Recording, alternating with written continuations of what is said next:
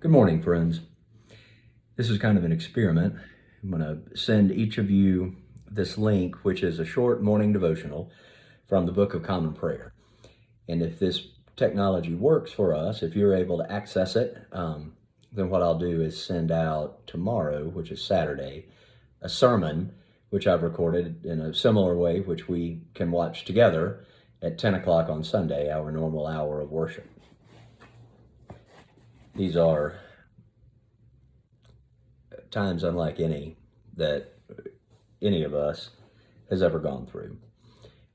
And it feels so very odd to not be able to do the things that we're inclined to do in moments like this, which is draw closer to one another, to go be in person, comfort to people who hurt or are frightened, and to come together and worship as a church. So, we just have to get through this the best we can. And I think God is in this too. I think we are learning how much we value worship, how much we value coming together. I think we're also learning that to really be the church, to do what Christ calls us to do in the world as we follow him, is to focus on the world outside the walls of the church, and to learn that worshiping Christ is not just bending down on our knees in fidelity to him, but doing what he told us to do, which is serving others and tending particularly to the most vulnerable in our midst. And now at this time, oddly enough, that's not making meals and taking them to somebody. It's not giving somebody a ride to a place they need. It's not going to visit somebody in prison or a nursing home, but it's the opposite of that. It's staying away.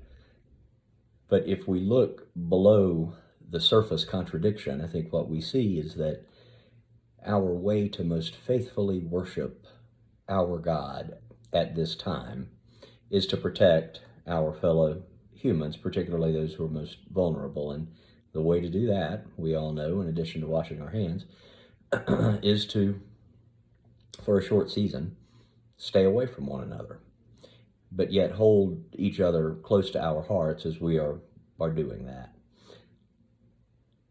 So just know that you are being prayed for, you're being cared about, you're being loved, and if we can use this technology, we'll find a way to have a presence in each other's lives in the days to come. So again, I'm going to read from the Book of Common Prayer. This is for today, March 27th. O Lord, let my soul rise up to meet you as the day rises to meet the sun.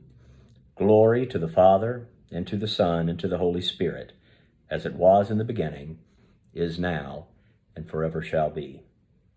Come, let us bow down and bend the knee. Let us kneel before the Lord our Maker.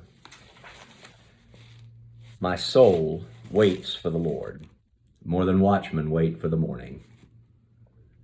This is Psalm 130. Out of the depths have I called to you, O Lord. Lord, hear my voice.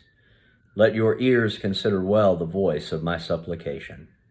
If you, Lord, were to note what is done amiss, O Lord, who could stand? For there is forgiveness with you, therefore you shall be feared. I wait for the Lord, my soul waits for him. In his word is my hope. My soul waits for the Lord, more than the watchmen wait for the morning, more than the watchmen wait for the morning. O Israel, wait for the Lord, for with the Lord there is mercy. With him there is plenteous redemption, and he shall redeem Israel from all their sins. My soul waits for the morning, more than a watchman who waits for the morning. Sundar Singh, an early 20th century Indian missionary, wrote, quote, "A silkworm was struggling out of the cocoon, and an ignorant man saw it battling as if in pain.